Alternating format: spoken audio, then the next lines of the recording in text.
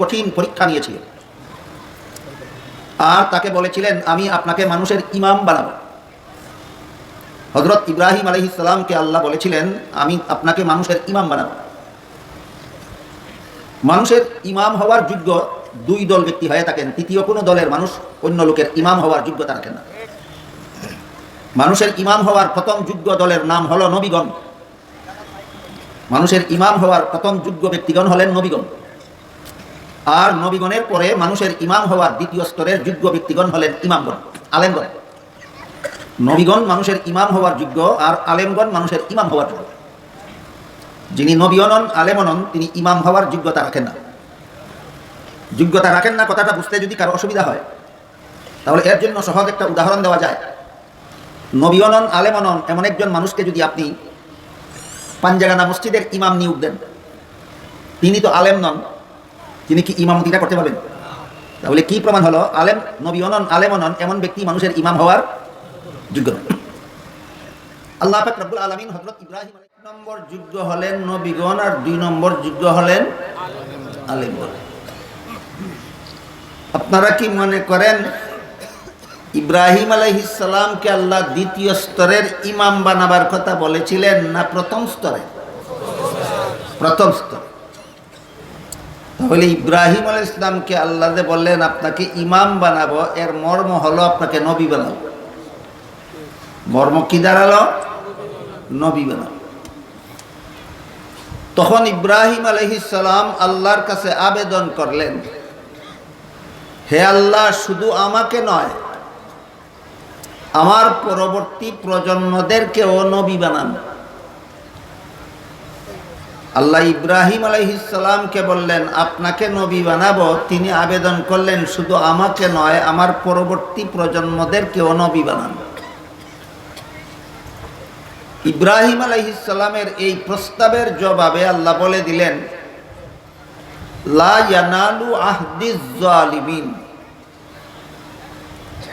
আমার প্রদত্ত এই নবুয়তের পদ, নবুয়তের পদ আমি কোনো গুনাহগারকে প্রদান করি না। যারা গুনাহ করে এদেরকে আমি নবী বানাই না, আর যাদেরকে নবী বানাই এরা জীবনে কখনো গুনাহ করে না। কাজেই আপনার পরবর্তী প্রজন্মের মধ্যে যারা গুনাহে লিপ্ত হবে এদেরকে আমি এই পদ দান করব না। তাহলে আল্লাহ পাক রব্বুল আলামিন নবী বানাবার মূলনীতি কোনো বংশের সন্তান হওয়া না বেগুনাহ হওয়া, অমুক বংশের সন্তান হওয়া তমুক বংশের সন্তান হওয়া, এটা নবী বানাবার নীতি নয়। নবী বানাবার জন্য আল্লাহ সমস্ত নবীগণের বেলায় একটা সামগ্রিক মূলনীতি বলে দিলেন, যে মূলনীতি সমস্ত নবীগণের বেলায় প্রযোজ্য। কি মূলনীতি? যে কোনো গুনাহগারকেই আমি নবী বানাই না, যাদেরকে নবী বানাই তারা সবাই বেগুনাহ হয়ে থাকে। আমার কথা বুঝে থাকলে একটু দয়া করে বলুন তো, বেগুনাহ হওয়াটা কোনো কোনো নবীর বিশেষণ না সকল নবীর সামগ্রিক মূলনীতি? সকল নবীর বেলায় সামগ্রিক মূলনীতি। কাজেই বিচ্ছিন্নভাবে কোনো নবীর জীবনে এমন কোনো ঘটনা যদি পাওয়া যায় যে ঘটনার দ্বারা ধারণা করা যেতে পারে যে হয়তো এই ঘটনার মাধ্যমে তিনি গুনাহ করেছেন, কোনো নবীর জীবনে যদি এমন কোনো বিচ্ছিন্ন ঘটনা পাওয়া যায় যেই ঘটনার দ্বারা ধারণা করা যেতে পারে যে হয়তো এর দ্বারা তিনি গুনাহ করেছেন, এমন ধারণা যদি সৃষ্টি হয় সেই ধারণা নিশ্চিত ভুল সাব্যস্ত হবে আল্লাহর নির্ধারিত সামগ্রিক মূলনীতির দ্বারা। ধারণা কি সাব্যস্ত হবে? কিসের দ্বারা? আল্লাহর সামগ্রিক মূলনীতির দ্বারা এমন ধারণা নিশ্চিত ভুল সাব্যস্ত হবে। যেমন হযরত আদম আলাইহিস সালামকে আল্লাহ জান্নাতে দিয়ে বলেছিলেন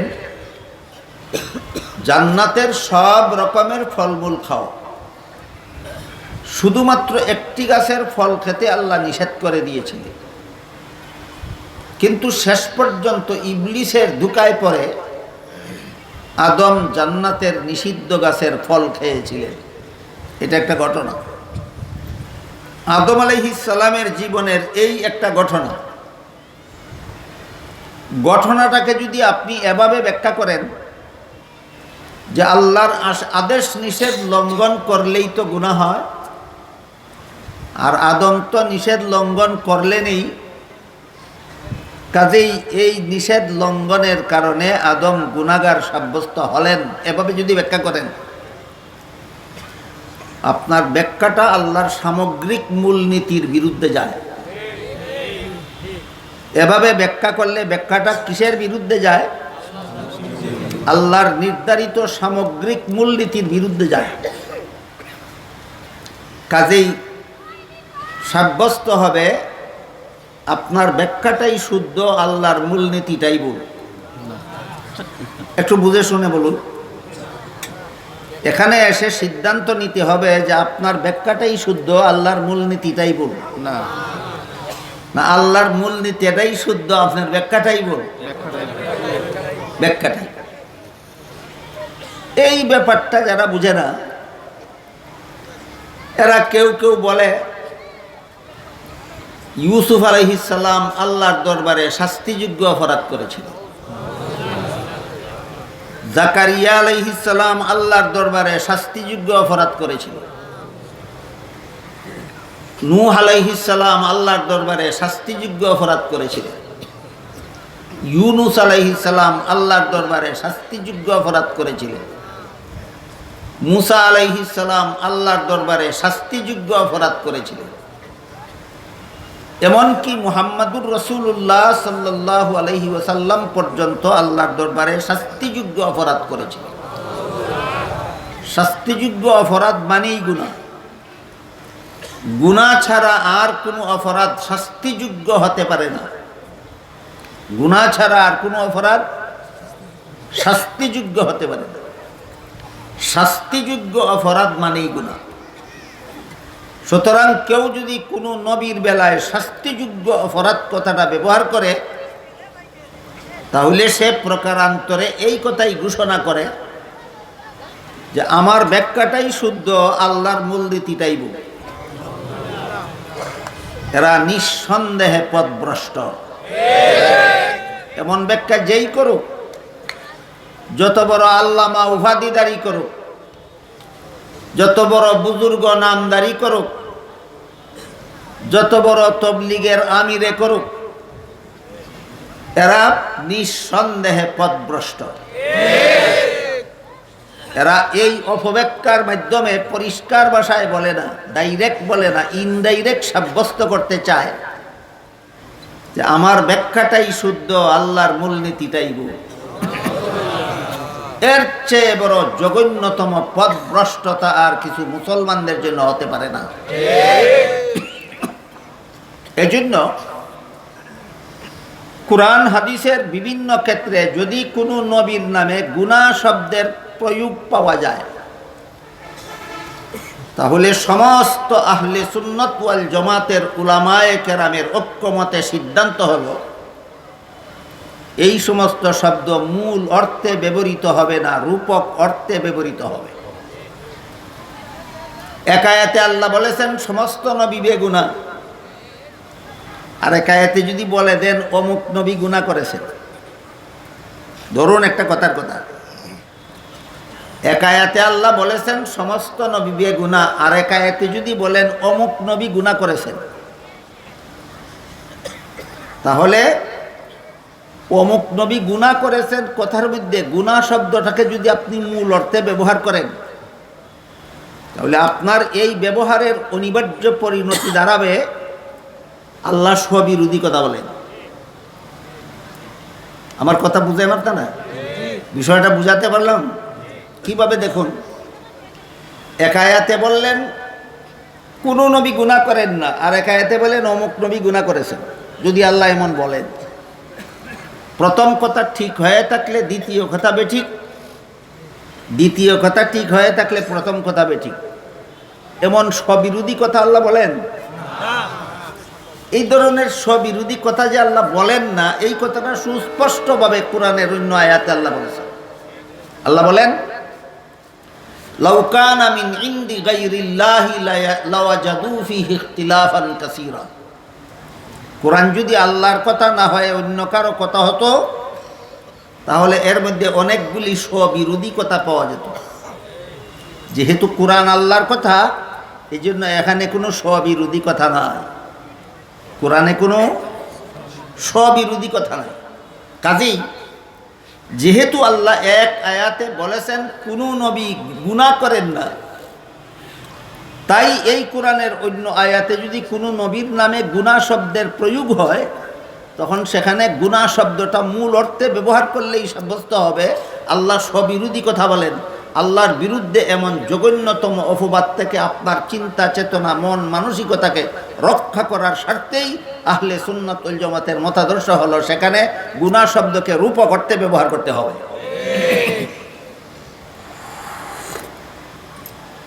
এইসব বিষয় যারা বুঝে না, এরা আদম আলাইহিস সালামের নিষিদ্ধ গাছের ফল খাওয়াকে খুব বড় শক্তিশালী দলিল মনে করে। জাকারিয়া আলাইহিস সালামের কোনো একটা ঘটনাকে শক্তিশালী দলিল মনে করে। ইউসুফ আলাইহিস সালামের কোনো ঘটনাকে শক্তিশালী দলিল মনে করে।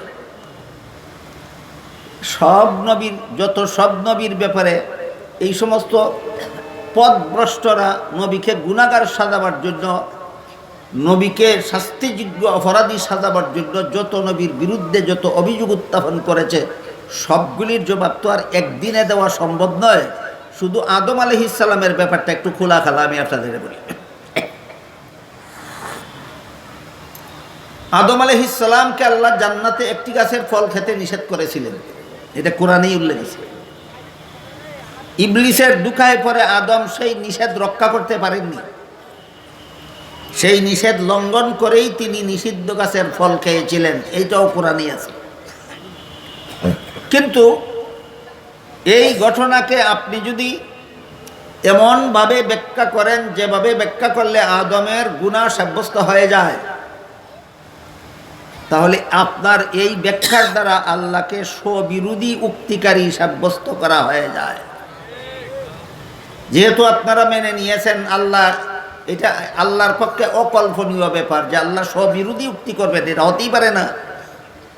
সুতরাং আদম আলাইহিস সালামের নিষিদ্ধ গাছের ফল খাওয়াকে এমনভাবেই আপনাকে ব্যাখ্যা করতে হবে যেভাবে ব্যাখ্যা করলে আল্লাহর সামগ্রিক মূলনীতি বজায় থাকে, যেভাবে ব্যাখ্যা করলে আল্লাহর সামগ্রিক মূলনীতি বজায় থাকে। এ মর্মে বিভিন্ন ব্যাখ্যা আহলে সুন্নাত ওয়াল জামাতের মুফাসসিরিনে কেরাম বিভিন্ন তাফসীরের কিতাবে উল্লেখ করেছেন। তোর মধ্যে এক দুইটা ব্যাখ্যা আমি আপনাদের শোনাই, যদ্বারা আদম গুনাহগার সাব্যস্ত হন না এবং আল্লাহর সামগ্রিক মূলনীতি আদমের বেলায়ও বজায় থাকে। যেমন একটা ব্যাখ্যা হলো, মানুষের কোনো কাজের দ্বারা সওয়াব হয় অথবা কোনো কাজের দ্বারা গুনাহ হয় দুনিয়ার জীবনে, জান্নাতি জীবনে নয়। মানুষের কোনো কাজের দ্বারা সওয়াব হয়, কোনো কাজের দ্বারা গুনাহ হয় কোন জীবনে? দুনিয়ার জীবনে। জান্নাতি জীবনের কোনো কাজের সাথে সওয়াবেরও কোনো সম্পর্ক নাই, গুনাহরও কোনো সম্পর্ক। এবার বলুন তো, আদম নিষিদ্ধ গাছের ফল খেয়েছিলেন কোন জীবনে? এর সাথে সওয়াবেরও কোনো সম্পর্ক নাই, গুনাহর কোনো সম্পর্ক নাই। ঘটনার স্থলে বজায় রইল, আল্লাহর মূলনীতিও বজায় রইল। এসব ব্যাখ্যা তাফসীরের কিতাবে লেখা আছে। যারা বিশ্ব আমির সেজে এসব ব্যাখ্যা লঙ্ঘন করে, মন গড়া ব্যাখ্যা করে, এদেরকে অনুরোধ করব কিছু লেখাপড়া করো। বিশ্ব আমির সাজলেই বিশ্ব নেতা হওয়া যায় না।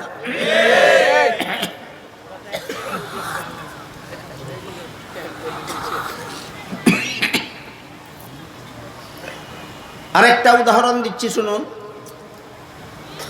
রমজান মাসে দিনের বেলায় যেই ব্যক্তি রোজাদার, তাকে কি আল্লাহ দিনের বেলায় খাওয়া দাওয়া করার আদেশ করেছেন না নিষেধ করেছেন? নিষেধ করেছে। কিন্তু কোন রোজাদার যদি নিজের রোজার কথা ভুলে গিয়ে খাওয়া দাওয়া করেই ফেলে, হয় না এমন? বলুন তো তার কি পরিমাণ গুনাহ হয়? গুনাহ হয় না, কিন্তু আল্লাহর নিষেধ কিন্তু লঙ্ঘন হইল। আল্লাহর নিষেধ লঙ্ঘন হলো কিন্তু গুনাহ হয়নি। ঠিক তেমনি ভাবে আদম সম্পর্কে আল্লাহ বলেন নাসিয়া আদম, আদম ভুলে গেল। তুমি ভুলে গেলে গুনাহ হয় না, তোমার বাবার বাবার বাবা 14 গোষ্ঠীর বাবা আদমে ভুলে গেলে গুনাহ হয়।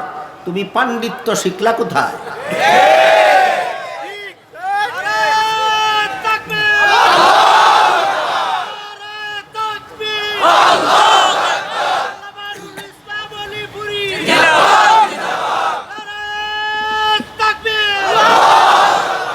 এ পর্যন্তই কথা শেষ নয়। নিষিদ্ধ গাছের ফল খাওয়াকে দলিল রূপে সাব্যস্ত করে আদমকে গুনাহগার, নিষিদ্ধ গাছের ফল খাওয়াকে গুনাহগণ্য করে আদমকে গুনাহগার সাব্যস্ত করা মূলত কোনো মুসলমানি আকীদা নয়, এটা খ্রিস্টানদের আকীদা। এবার খ্রিস্টানদের আকীদা সম্পর্কে একটু কথা শুনুন। বাংলাদেশে বসবাসকারী খ্রিস্টানেরা এই 16-17 কোটি মুসলমানদেরকে খ্রিস্টান বানাবার জন্য সাংগঠনিকভাবে কাজ চালিয়ে যাচ্ছে স্বাধীনতার সূচনাকাল থেকে। এদের সেই সংগঠনের নাম খ্রিস্টান মিশনারি বাংলাদেশ। খ্রিস্টান মিশনারি বাংলাদেশের পক্ষ থেকে আপনাদেরকে খ্রিস্ট ধর্মে দীক্ষিত করার জন্য অসংখ্য অগণিত বই, পুস্তক, পুস্তিকা, প্রচারপত্র ইত্যাদি বৃষ্টির মতো বিলি করে যাচ্ছে। এই সমস্ত পুস্তক পুস্তিকার মধ্যে খ্রিস্টানদের লেখা একটা পুস্তিকার নাম কোরআনের আলোকে বেহেশতে যাওয়ার পথ। দেখুন নামটা কত চমৎকার। কিসের আলোকে কোথায় যাওয়ার পথ? নামটা দেখা মাত্রই একজন সাধারণ মুসলমান কল্পনাও করতে পারবে না যে এটা কোনো খ্রিস্টানের লেখা বই। কারণ কোরআনের আলোক খ্রিস্টান জানে না আলেমরা জানে? বেহেশতে যাওয়ার পথ খ্রিস্টানরা চিনে না আলেমরা চিনে?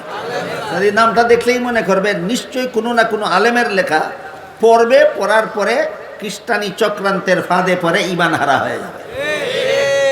এই শয়তানি চক্রান্ত নিয়েই বইটা লেখা হয়েছে। সেই বইয়ে খ্রিস্টানেরা লিখেছে সর্বপ্রথম মানুষ আদম সর্বপ্রথম পাপিষ্ট। কি তার পাপ? নিষিদ্ধ গাছের ফল খাওয়া। সর্বপ্রথম মানুষ সর্বপ্রথম পাপিষ্ট।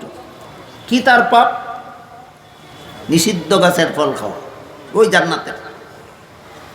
সুতরাং নিষিদ্ধ গাছের ফল খাওয়ার কারণে আদম পাপিষ্ট হয়েছেন। এটা মুসলমানি আকীদা না খ্রিস্টানি আকীদা? এ পর্যন্তই কথা শেষ নয়। তারপরে ওই বইয়ে তারা লিখেছে যেহেতু প্রথম মানুষ আদম প্রথম পাপিষ্ট, এই জন্য এই আদমের বংশে যত সন্তান জন্মগ্রহণ করে, এই জন্মগ্রহণকারী সন্তানেরা যত বড় ভালো মানুষ হোক, এমনকি যত নবী রসুল হোক, পাপিষ্ট আদমের বংশে জন্মগ্রহণকারী সমস্ত নবী রসুল জন্মগত পাপিষ্ট। এদের কি পাপ? নবী রসুলগণের কি পাপ? পাপিষ্ট আদমের বংশে জন্ম হওয়াটাই তাদের পাপ। পাপিষ্ট আদমের বংশে জন্ম হওয়াটাই সমস্ত নবী রসুলের পাপ। বুঝে থাকলে বলুন, খ্রিস্টানদের এই মতবাদ বুঝে থাকলে বলুন, নবী রসুলগণকে পাপী বা গুনাহগার বা পাপিষ্ট অথবা শাস্তিযোগ্য অপরাধী সাব্যস্ত করা বিশ্ব আমিরের কাজ নয়, বিশ্ব খ্রিস্টানের কাজ।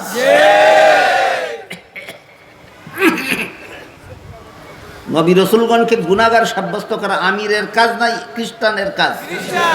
খ্রিস্টানের কাজ। এরপরে লেখে যেহেতু পাপিষ্ট আদমের বংশে জন্ম হলে নবীগণ জন্মগত পাপিষ্ট হয়, এজন্য আল্লাহ একজন নবীকে নিষ্পাপ জন্ম দেওয়ার জন্য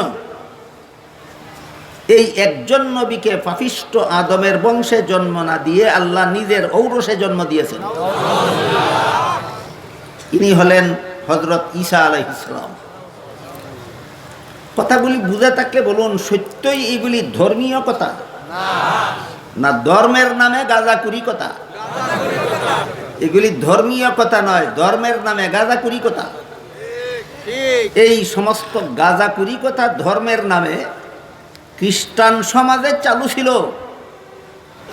মুসলমানের মুখোশধারী একদল দালালদের দ্বারা খ্রিস্টানেরা মুসলমান সমাজে ধর্মের নামে এই সমস্ত গাঁজাখুরি কথা চালু করার জন্য নবীগণের বিরুদ্ধে গুনাহগার হওয়ার অপবাদ দিয়ে যাচ্ছে। এরা নিঃসন্দেহে খ্রিস্টানদের দালাল। দালালি অত্যন্ত কৌশলে হয়। দালালি চুপে চুপে হয়, প্রকাশ্যে দালালি হয় না। দালালি অত্যন্ত কৌশলে হয়। দারুল উলুম দেওবন্দের শিক্ষাপ্রাপ্ত একজন আলেমের নাম মাওলানা ইয়াসির নদীম। তিনি সারা বিশ্বে আলোড়ন সৃষ্টিকারী একটা মহামূল্যবান গ্রন্থ রচনা করেছেন। গ্রন্থটার নাম গ্লোবালাইজেশন আওয়ার ইসলাম। এই গ্রন্থে তিনি আমেরিকার সাবেক প্রেসিডেন্ট জর্জ ডব্লিউ বুশের একটা বক্তৃতার উদ্ধৃতি দিয়েছেন। সেই বক্তৃতায় বুশ বলেছে, সারা দুনিয়ার সমস্ত পুরুষের চেহারাকে আমি দাড়িমুক্ত অবস্থায় দেখতে চাই, আর সারা দুনিয়ার সমস্ত মহিলাদের চেহারাকে আমি হেজাব মুক্ত অবস্থায় দেখতে চাই। সে যেমন বেঈমান তেমন বেঈমানি কথা বলেছে। এটা নিয়ে আমার তেমন মাথা ঘামাগামি নাই। আমার মাথা ঘামাগামি হইল ওই সমস্ত কুলাঙ্গার মুসলমানদেরকে নিয়ে, যারা কোনো আলেমের মুখে লম্বা দাড়ি দেখলেই বলে সন্ত্রাসী। এরা নিঃসন্দেহে বুশের দালাল। যারা বুরকা পরিহিতা কোনো নারীকে দেখলেই বলে সন্ত্রাসী, এরা নিঃসন্দেহে বুশের দালাল। হাদিস শরীফে রাসূল করিম সাল্লাল্লাহু আলাইহি ওয়াসাল্লাম বলেন, আগাফুল লুহা, দাড়ি লম্বা করো। তাইলে মুহাম্মদুর রাসূলুল্লাহ দাড়ি ফেলে দেওয়া পছন্দ করতেন আর লম্বা করা পছন্দ করতেন? তাহলে দাড়ি লম্বা করা আমার নবীর পছন্দ, দাড়ি ফেলে দেওয়া বুশের পছন্দ। ক্লিয়ার? দুই কথা পরিষ্কার, দুই কথা পরিষ্কার। দাড়ি লম্বা করা আমার নবীর পছন্দ, দাড়ি ফেলে দেওয়া বুশের পছন্দ। আমাদের সমাজে যে সমস্ত মুসলমান পুরুষরা মুখে দাড়ি রাখেন না, আমার বিশ্বাস এরা বুশের বক্তৃতার কারণে দাড়ি রাখেন না তা নয়, বরং এদের বুশের বক্তৃতার খবরও নাই। আমাদের সমাজের যে সমস্ত মুসলমান পুরুষেরা মুখে দাড়ি রাখেন না, আমার বিশ্বাস, দেখুন আপনারা আমার সাথে একমত হতে পারেন কিনা, আমার বিশ্বাস এরা বুশের বক্তৃতার কারণে দাড়ি ফেলে না, বরং বুশের বক্তৃতার খবরও জানে না। এরা দাড়ি ফেলে কেন? এরা দাড়ি ফেলে পরিবেশগত কারণ। যে স্কুলে পড়তে গেল গিয়া দেখে ওখানে অন্যান্য ছাত্ররা দাড়ি রাখে না, সেও দাড়ি রাখে না। যে কলেজে পড়তে গেল গিয়া দেখে সেখানের অন্যান্য ছাত্ররা দাড়ি রাখে না, সেও দাড়ি রাখে না। যে অফিসে চাকুরি করতে গেল গিয়া দেখে সেখানে অন্যান্য অফিসারেরা দাড়ি রাখে না, সেও দাড়ি রাখে না। যে বাজারে ব্যবসা করতে গেল সেখানে গিয়া দেখে অন্যান্য ব্যবসায়ীরা দাড়ি রাখে না, সেও দাড়ি রাখে না। আমার কথা বুঝে থাকলে, আমার ধারণার সাথে আপনারা একমত হয়ে থাকলে বলুন, আমাদের সমাজে যারা মুখে দাড়ি রাখে না, বুশের বক্তৃতার কারণে না পরিবেশগত কারণে? পরিবেশগত কারণে। এদের ব্যাপারে আমার খুব বড় একটা সুধারণা আছে। কি বলেছি? কুধারণা। আমার সমাজে যে সমস্ত মুসলমান ভাইয়েরা মুখে দাড়ি রাখে না, এদের ব্যাপারে দুইটা সুধারণা আছে। একটা সুধারণা হলো এরা বুশের বক্তৃতার কারণে দাড়ি ফেলে না, বরং পরিবেশগত কারণে দাড়ি ফেলে। আর একটা সুধারণা হলো, যেদিন এদের অন্তরে এই কথাটা ঢুকবে যে দাড়ি লম্বা করা আমার নবীর পছন্দ আর দাড়ি ফেলে দেওয়া বুশের পছন্দ, কিয়ামতের দিন যদি নবীর সুপারিশ পেতে হয়, বুশের পছন্দ মতো চেহারা সাজালে হবে না, আমার নবীর পছন্দ মতোই চেহারা সাজাতে হবে। এই কথাটা যেদিন তাদের অন্তরে ঢুকবে, কিন্তু লম্বা দাড়ি দেখা মাত্রই যদি বলে সন্ত্রাসী, নিঃসন্দেহে এরা বুশের দালাল। বলুন, দালালি প্রকাশ্যে হয় না অত্যন্ত কৌশলে হয়? দালালি প্রকাশ্যে হয় না, অত্যন্ত কৌশলে। দালালেরা কোনোদিন বলে না আমরা বুশের দালাল। দালালেরা এমন কাজ করে, এমন কথা বলে যার পরিণতি, যার ফলাফল বুশের পক্ষে যায়। ঠিক তেমনি ভাবে ইংরেজের দালালেরা কোনোদিন বলে না আমরা ইংরেজের দালাল। ইংরেজ যেভাবে নবীগণকে গুনাহগার সাব্যস্ত করে, বিশ্ব আমিরেও সেইভাবে নবীগণকে গুনাহগার সাব্যস্ত করে। এই কৌশলে তারা খ্রিস্টানদের দালালি করে।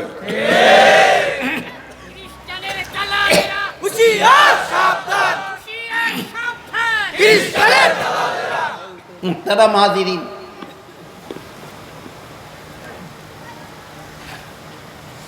কোরআনের আলোকে বেহেশতে যাওয়ার পথ কার লেখা বই? খ্রিস্টানদের লেখা বই। এই বইয়ের মধ্যে যে ধর্মের নামে যতগুলি গাঁজাখুরি কথা লিখেছে, 1 নম্বর গাঁজাখুরি কথা হলো প্রথম মানুষ আদম প্রথম পাপিষ্ট। দলিল নিষিদ্ধ গাছের ফল খাওয়া।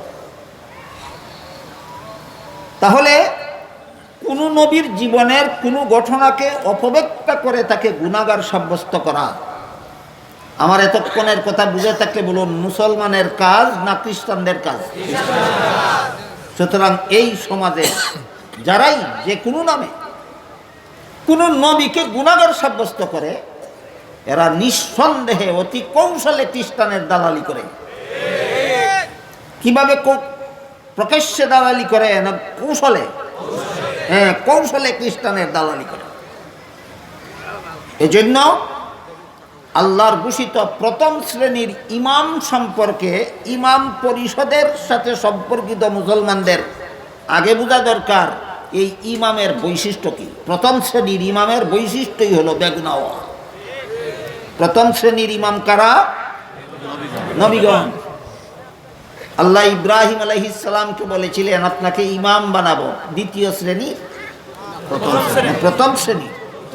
প্রথম শ্রেণীর ইমাম কারা? নবীগণ। এই প্রথম শ্রেণীর ইমাম সম্পর্কে সর্বস্তরের মুসলমানদের ধ্যান ধারণা, চিন্তা চেতনা, মন মানসিকতা ক্লিয়ার করা দরকার। প্রথম শ্রেণীর ইমাম সম্পর্কে সর্বস্তরের মুমিন মুসলমানের চিন্তা চেতনা, মন মানসিকতা, ধ্যান ধারণা পরিষ্কার করা দরকার। কি পরিষ্কার?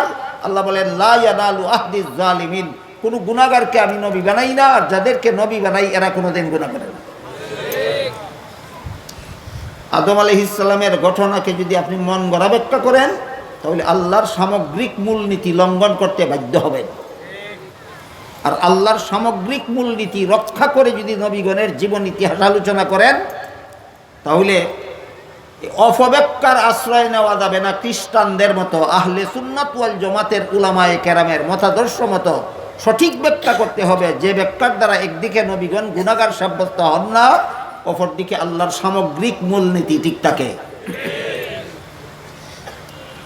এবার আমি দ্বিতীয় শ্রেণীর ইমাম সম্পর্কে কিছু কথা আপনাদের শোনাতে চাই। দ্বিতীয় শ্রেণীর ইমাম কারা? উলামায়ে কেরাম। প্রথম শ্রেণীর ইমাম হলেন নবীগণ। নবীগণ সম্পর্কে বর্তমান দুনিয়াতে মুসলমানদের ঘরের ভিতরে বাইরে যেসব চক্রান্ত চলছে, এর মধ্যে সবচেয়ে বড় চক্রান্ত হলো নবীগণকে পাপিষ্ট সাব্যস্ত করা, গুনাহগার সাব্যস্ত করা। নামদারি কিছু মুসলমানদের মধ্যে এই চিন্তা চেতনা, বলুন আমার কথা বুঝে থাকলে, কোথা থেকে ঢুকেছে? খ্রিস্টানদের থেকে ঢুকেছে মুসলমানের ভিতরে। কিছু বড় বড় লোকেও নবীগণের সম্পর্কে সমালোচনা উঠায়, নবীগণকে দোষী সাব্যস্ত করে, নবীগণকে গুনাহগার সাব্যস্ত করে, নবীগণকে শাস্তিযোগ্য অপরাধী যারা সাব্যস্ত করে, এরা কৌশলে খ্রিস্টানদের দালালি করে। কাজেই এই সমস্ত দালালদের অপপ্রচার থেকে নিজেদের ঈমান আকীদা চিন্তা চেতনা পরিষ্কার রাখার জন্য প্রথম শ্রেণীর নবীগণ সম্পর্কে অন্তত এই সবচেয়ে বড় বৈশিষ্ট্যটা মনে রাখা দরকার। এবার দ্বিতীয় শ্রেণীর ইমাম বুঝে থাকতে বলুন তো, দ্বিতীয় শ্রেণীর ইমাম কারা? উলামায়ে কেরাম। এই দ্বিতীয় শ্রেণীর ইমাম সম্পর্কে কিছু কথা আপনাদের বলতে চাই। সূরায়ে হুজুরাতের 4 নম্বর এবং 5 নম্বর আয়াতে আল্লাহ পাক রব্বুল আলামিন বলেন, ইন্নাল্লাযীনা ইউনাদুনাকা মিন ওয়ারাইল হুজুরাতি আকসারুহুম লা ইয়াকিলুন ওয়ালাউ আন্নাহুম সাবারু হাত্তা তাখরুজা ইলাইহিম লাকানা খায়রাল লাহুম ওয়াল্লাহু গফুরুর রহিম। এই দুই আয়াতে আল্লাহ পাক রব্বুল আলামিন বলেন, হে রাসূল করিম সাল্লাল্লাহু আলাইহি ওয়াসাল্লাম, যারা আপনার সাথে সাক্ষাৎ করার জন্য কামরার বাইরে দাঁড়িয়ে আপনাকে বের হওয়ার জন্য ডাকে, এদের বিবেক বিবেচনা নাই। যদি এদের বিবেক বিবেচনা থাকতো তাহলে সাক্ষাতের জন্য আপনাকে বের হতে না বলে ধৈর্যের সাথে দাঁড়িয়ে অপেক্ষা করত, যখন আপনি স্বেচ্ছায় বের হন তখন সাক্ষাৎ করত। এরা একদল নৌ মুসলিম ছিল, নূতন মুসলমান হয়েছে, নবীর দরবারের আদব কায়দা তখনও শিখেনি। আল্লাহ পাক রব্বুল আলামিন আয়াত নাজিল করে তাদেরকে আদব কায়দা শিক্ষা দিয়েছিলেন। তারা যথাযথভাবে আল্লাহর শিক্ষা দেওয়া আদব কায়দা গ্রহণও করেছে। এখানেও বেশ কিছু আনুষঙ্গিকতা আছে। এই সমস্ত নৌ মুসলিম যারা রাসূলের দরবারে গিয়ে রাসূলের সাথে সাক্ষাৎ করেছিল, বিভিন্ন ঘটনায় উল্লেখ আছে বিভিন্ন নৌ মুসলিমের দল রাসূলের দরবারে গিয়ে রাসূলের সাথে সাক্ষাৎ করেছিল। এরা সবাই রাসূলের সাহাবা, এরা সবাই রাসূলের সাহাবা। রাসূলের সাহাবা বহু বচনে সাহাবা, এক বচনে সাহাবী কাকে বলে এর ডেফিনেশন বিভিন্নভাবে উল্লেখ আছে বিভিন্ন কিতাবে।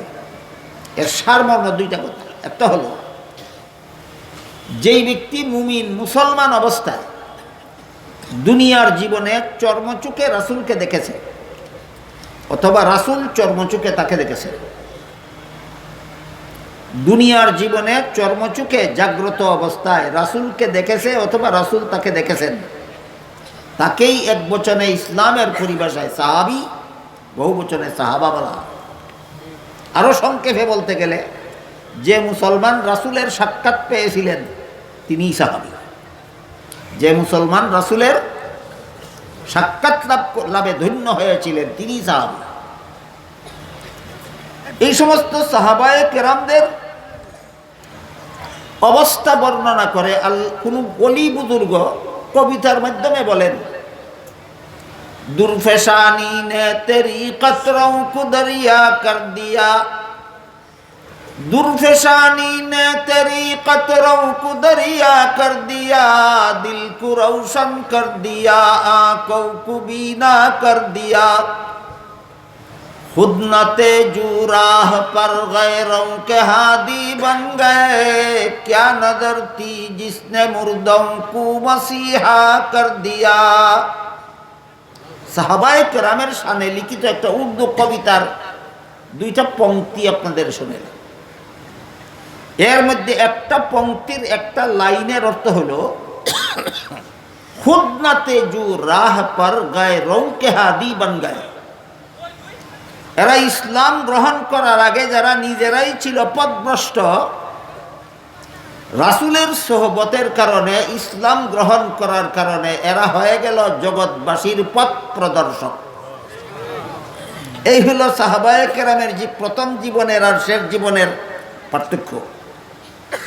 প্রথম জীবনে যারা নিজেরাই ছিল পথভ্রষ্ট, শেষ জীবনে তারাই হয়ে গেল জগৎবাসীর পথ প্রদর্শক। সুতরাং সাহাবায়ে কেরামের প্রথম জীবনের কোনো ত্রুটি বিচ্যুতির কথা শুনে যারা সাহাবায়ে কেরামের সমালোচনাকে হালাল মনে করে, প্রথম শ্রেণীর ইমামগণের সমালোচনায় পঞ্চমুখ একদল, আর দ্বিতীয় শ্রেণীর ইমামগণের মধ্যে প্রথম কাতারের হলেন সাহাবায়ে কেরাম। সাহাবায়ে কেরামের সমালোচনায় পঞ্চমুখ আরেক দল। এরা যখন সূরা হুজুরাতের 4 নম্বর আয়াত দেখে, এরা যখন সূরা হুজুরাতের 5 নম্বর আয়াত দেখে, তখন এরা বলে এই তো কোরআনে আছে সাহাবাগণ দুষ করেছিলেন, এই তো কোরআনে আছে সাহাবাগণ অপরাধ করেছিলেন, সমালোচনা করলে তো কোরআনের পক্ষেই করলাম। অথচ এরা সাহাবায়ে কেরাম প্রথমে দুষ করেছিলেন এটা দেখে, আল্লাহু গফুরুর রহিম দেখে না। ইন্নাল্লাযীনা ইয়াগুদ্দুনা আসওয়াতাহুম ইনদা রাসূলিল্লাহ এটা দেখে না। উলাইকাল্লাযীনা ইমতাহানাল্লাহু কুলুবাহুম লিত্তাকওয়া দেখে না। লাহুম মাগফিরাতুন ওয়া আজরুন আযীম দেখে না। এরা শুধু এক সাইড দেখে আর এক সাইড দেখে না। এই ধরনের এক প্রকার স্বভাবের নামদারি মুসলমান যারা, এদের ব্যাপারে তিরমিজি শরীফের বর্ণিত একটি হাদিস শুনুন। রাসূল বলেন, ইযা রাআইতুমুল্লাযীনা ইয়াসুব্বুনা আসহাবী ফাকুলু লানাতুল্লাহি আলা শাররিকুম। হে আমার উম্মত মুসলমানেরা, আমার সাহাবাদের সমালোচনা যারা করে তাদেরকে যদি তোমরা পাও তাহলে ওদেরকে বলে দিও সাহাবা সমালোচকদের উপর আল্লাহর লানত। সাহাবা সমালোচকদের উপর আল্লাহর লানত। এবার বলুন তো, সাহাবায়ে কেরামের প্রথম জীবনের ঘটনাবলী দলিল না শেষ জীবনের ঘটনাবলী দলিল? শেষ জীবনের। কাজেই সাহাবায়ে কেরামের প্রথম জীবনের ঘটনাকে দলিল বানিয়ে তাদের সমালোচনায় লেগে যাবেন না, তাহলে আল্লাহর লানত প্রাপ্ত হবেন। রাসূলের হাদিস। সূরা হুজুরাতের 4 নম্বর এবং 5 নম্বর আয়াতে আল্লাহ পাক রব্বুল আলামিন বলেছেন, যারা রাসূলকে সাক্ষাৎ করার জন্য ঘর থেকে ডেকে বের করতে চায় এদের বিবেক বিবেচনা নাই। যদি এদের বিবেক বিবেচনা থাকতো তাহলে ধৈর্যের সাথে দাঁড়িয়ে অপেক্ষা করত, রাসূল যখন স্বেচ্ছায় বের হন তখন সাক্ষাৎ করত। এই 2 আয়াতের ব্যাখ্যা প্রসঙ্গে রাইসুল মুফাসসিরিন হযরত আব্দুল্লাহ ইবনে আব্বাস রাদিয়াল্লাহু তাআলা আনহু, রাসূলের আপন চাচাতো ভাই। ইবনে আব্বাস রাসূলের আপন চাচাতো, এই উম্মতের সর্বশ্রেষ্ঠ মুফাসসিরে কুরআন। ইনি এই সূরা হুজুরাতের 2 আয়াতের ব্যাখ্যা প্রসঙ্গে বলেন, এখানে আল্লাহ রাসূলকে যেভাবে সম্মান করার আদেশ করেছেন, আলেমগণকেও হুবহু রাসূলের মতোই সম্মান করতে হবে। রাসূলকে যেভাবে সম্মান করার আদেশ করেছেন, আলেমকেও হুবহু রাসূলের মতোই সম্মান করতে হবে। আমার কথা না, ইবনে আব্বাসের কথা। ইবনে আব্বাসকে আত্মীয়তার সম্পর্কে রাসূলের আপন চাচাতো ভাই। শিক্ষাগত যোগ্যতা উম্মতের সর্বশ্রেষ্ঠ মুফাসসিরে কুরআন। ইবনে আব্বাসের শিক্ষাগত যোগ্যতা সর্বশ্রেষ্ঠ মুফাসসিরে কুরআন। এমনিই তিনি উম্মতের শ্রেষ্ঠ মুফাসসিরে কুরআন হননি। তার শৈশবকালের একটা ঘটনার প্রতি রাসূল সন্তুষ্ট হয় আল্লাহর কাছে রাসূল দোয়া করেছিলেন, হে আল্লাহ, আমার চাচাতো ভাই ইবনে আব্বাসকে আপনি কোরআনের জ্ঞান দান করুন। এই দুয়ার বরকতে আল্লাহ ইবনে আব্বাসকে উম্মতের শ্রেষ্ঠ মুফাসসিরে কুরআন বানাইছে। ইবনে আব্বাস বলেন, আয়াতে রাসূলকে যেভাবে সম্মান করার আদেশ করেছেন আল্লাহ, আলেমকেও হুবহু রাসূলের মতোই সম্মান করতে হবে। এখানে আমাদের 3টা কথা একটু খোলা খালা বোঝা দরকার। 1 নম্বর, উম্মতের শ্রেষ্ঠ মুফাসসির কেন বললেন আলেমকে রাসূলের মতোই সম্মান করতে হবে? আলেম রাসূলের সাথে আলেমদের কি সম্পর্ক, সামঞ্জস্য কি, কেন সম্মান করতে হবে? 2 নম্বর, ইবনে আব্বাসের কথা মতো আমরা যদি আলেমকে সম্মান করি, মহব্বত করি, মর্যাদা দেই, এর সুফল আমরা কি পাবো? 3 নম্বর, ইবনে আব্বাসের কথা লঙ্ঘন করে আলেমের প্রতি যদি দুশ্মনী পোষণ করি, আলেমদের সাথে যদি শত্রুতা আমি পোষণ করি, আলেমদের প্রতি যদি অন্তরে ঘৃণা পোষণ করি, তাহলে তার পরিণাম কি হবে? আলেমগণ হইলেন দ্বিতীয় শ্রেণীর ইমাম, নবীগণ প্রথম শ্রেণীর। প্রথম শ্রেণীর ইমামদের ব্যাপারে আজকে মাত্র একটি কথাই বললাম, সমস্ত নবী রাসূলগণ আজীবন বেগুনাহ। যারা অপরাধী সাব্যস্ত করে, যারা গুনাহগার সাব্যস্ত করে, এরা হয়তো খ্রিস্টান আর না হয় খ্রিস্টানের দালাল। বাস আজকের মতো এদের ব্যাপারে একটা আলোচনা। দ্বিতীয় শ্রেণীর ইমামগণ হইলেন উলামায়ে কেরাম। দ্বিতীয় শ্রেণীর ইমাম আলেমগণ। আলেমগণ সম্পর্কে ইবনে আব্বাস বলেন হুবহু নবীর মতোই সম্মান করতে হবে। কেন? আলেমকে আমি সম্মান করব কেন, তাও আবার নবীর মতো? এর পক্ষে যুক্তি কি? আমাদের সমাজে আজকাল যথেষ্ট মুসলমান এমনও পাওয়া যায় যাদের মধ্যে বেশ কিছু শিক্ষিতরাও আছে, যারা ইসলামের প্রতিটি বিধানের বিরুদ্ধে যুক্তি কি প্রশ্ন করে থাকে, কি যুক্তি?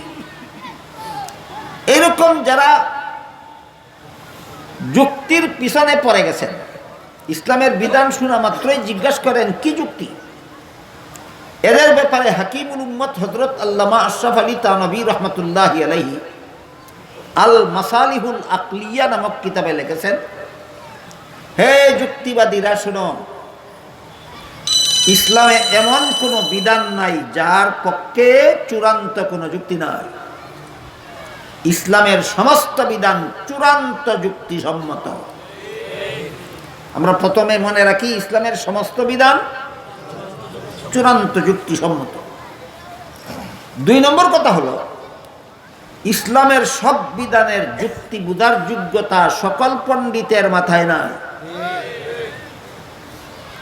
প্রথম কথা হলো, যুক্তি ছাড়া ইসলামে কোনো বিধান নাই। দ্বিতীয় কথা হলো, ইসলামের সব বিধানের যুক্তি বুঝার যোগ্যতা সকলের মাথায় নাই।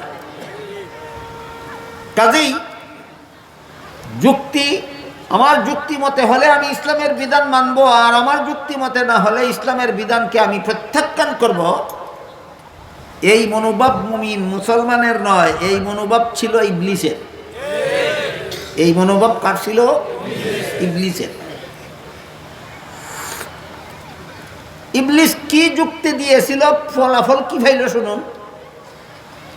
আল্লাহ আদম আলাইহিস সালামকে সৃষ্টি করার পর ফেরেশতাদেরকে আদেশ করেছিলেন সেজদা দিয়ে সম্মান করো, ফেরেশতারা আদেশ পালন করেছিল।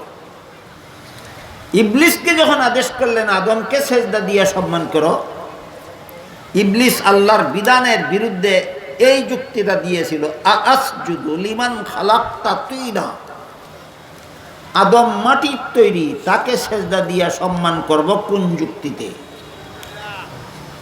এই যে যুক্তি, আল্লাহর বিধানের বিরুদ্ধে ইবলিস যুক্তি প্রদান করে। বুঝে থাকলে বলুন, আল্লাহর বিধানের বিরুদ্ধে সর্বপ্রথম যুক্তিদাতাকে ইবলিস। এবার শুনুন ফলাফল। এই ঘটনার আগে ইবলিস ৮০,০০০ বছর আল্লাহর ইবাদত করেছিল। কতদিন? ৮০,০০০।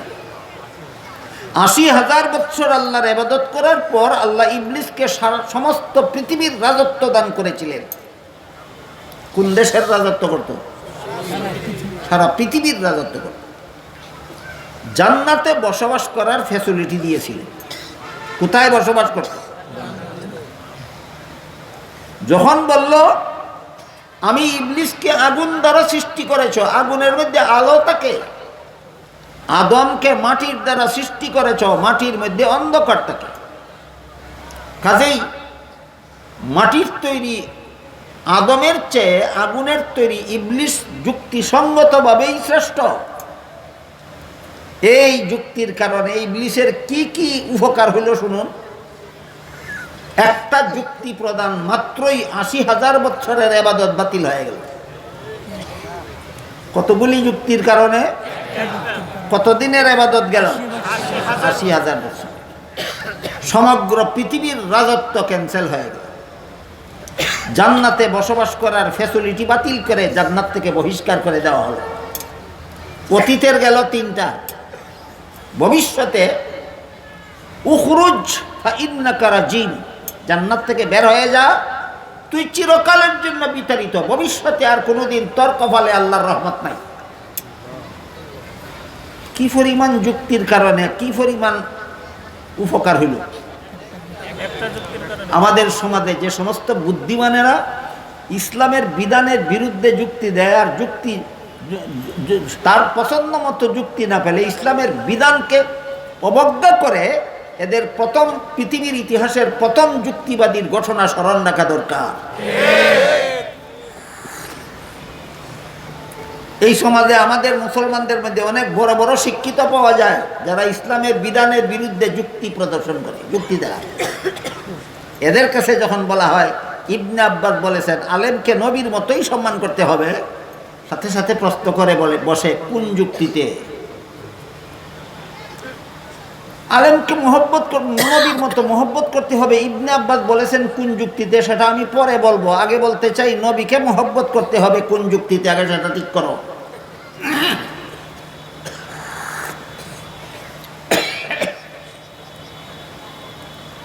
ইসলামের বিধানের বিরুদ্ধে যুক্তি প্রদর্শন করা কোনো মুমিন মুসলমানের কাজ নয়, এটা ইবলিসের কাজ। আমাদের সমাজে এমন যথেষ্ট পরিমাণ শিক্ষিত মুসলমানের আবির্ভাব হয়ে গেছে যারা অত্যন্ত কৌশলে ইসলামের বিরুদ্ধে যুক্তি দেয়। ওই যে আগে বলেছিলাম, দালালি প্রকাশ্যে করে না কৌশলে, ঠিক তেমনি ভাবে ইসলামের বিধানের বিরুদ্ধে প্রকাশ্যে বলে না, কৌশলে যুক্তি দেয়। একটা মাত্র উদাহরণ পেশ করি, শুনুন। আল্লাহ পাক রব্বুল আলামিন সূরা নিসার 11 নম্বর আয়াতে বলেছেন, ওয়ালিজ যাকারি মিসলু হাজ্জিল উনসায়াইন। পিতামাতা মারা গেলে পিতামাতার তেজ্য সম্পদে ছেলে পাবে 2 অংশ, মেয়ে পাবে 1 অংশ। আল্লাহর এই বিধানটা আজকে নতুন শুনেছেন না আরো শুনেছেন কোনদিন? বুঝে থাকতে বলুন তো, আল্লাহ এই বিধানের ঘোষণা দিয়েছেন কোন সূরার কত নম্বর আয়াতে? সূরা নিসার 11 নম্বর। সূরা নিসাও বলে না, 11 নম্বর আয়াতও বলে না, ইসলামের বিধানও বলে না, শুধু বলে আমরা নারী পুরুষের সমান অধিকার চাই। প্রকাশ্যে বিরোধিতা না কৌশলে? কৌশলে। এইটার নাম হলো কৌশল। না ইসলামের নাম বলে, না কোরআনের নাম বলে, না সূরার নাম বলে, না আয়াত নম্বর বলে, শুধু বলে সমান অধিকার চাই। সমান অধিকার মেনে নেওয়া মাত্রই ছেলের নামে 2 অংশ আর মেয়ের নামে 1 অংশ বাতিল হয়ে যায়। বুঝতে পারতেছেন কথা? সমান অধিকার 2টা শব্দ মেনে নিলেই ছেলের 2 অংশ মেয়ের 1 অংশ কথা থাকে না, বাতিল হয়ে যায়। প্রকাশ্যে বলে কোরআন মানি না, না শয়তানি কৌশলে? শয়তানি কৌশলে। এদেরও যুক্তি, এদের যুক্তি হলো ছেলে যেই বাবার সন্তান, মেয়ে সেই বাবার সন্তান। ছেলের মুখ আছে খাওয়ার দরকার, মেয়েরও মুখ আছে খাওয়ার দরকার। ছেলের শরীর আছে পোশাকের দরকার, মেয়েরও শরীর আছে পোশাকের দরকার। ছেলের জীবনযাপনের জন্য বাড়িঘরের দরকার, মেয়েরও জীবনযাপনের জন্য বাড়িঘরের দরকার। এমত অবস্থায় একই মা বাবার সন্তান হওয়া সত্ত্বেও ছেলেকে 1 অংশ, ছেলেকে 2 অংশ আর মেয়েকে 1 অংশ দিলে মেয়ের প্রতি অবিচার হয়। এই হইল যুক্তি। মেয়ের প্রতি কি হয়? অবিচার। এই যুক্তি, যুক্তির বলাবল। কাজে এইখানের এদের কথাটা যুক্তি না ইসলামের বিধানের পক্ষে আছে চূড়ান্ত যুক্তি, এই বিষয়টা আগে পরিষ্কার হয়ে যাক। ইসলামের বিধানে ছেলের জীবনে খরচের খাত আছে 3টা। সাবালক হওয়ার পর থেকে নিজের লালন পালনের দায়িত্ব নিজেরই, খরচের একটা খাত। বিয়ে করার পর থেকে বউ ফেলার দায়িত্ব তারই, খরচের 2 নম্বর খাত। সন্তানাদি জন্ম হওয়ার পর থেকে সন্তানাদি লালন পালনের দায়িত্ব ছেলের উপর বর্তায়। বুঝে থাকলে বলুন, ইসলামের বিধানে ছেলের জীবনে খরচের খাত আছে কটা? 3টা। 1 নম্বর সাবালক হওয়ার পর থেকে নিজের লালন পালন, 2 নম্বর বিয়ে করার পর থেকে বউয়ের লালন পালন, 3 নম্বর সন্তানাদি জন্ম হওয়ার পর থেকে সন্তানাদি লালন পালন। খরচ আছে তিনটা, অংশ পাইল দুইটা। মেয়ের জীবনে খরচের কোনো খাতই নেই।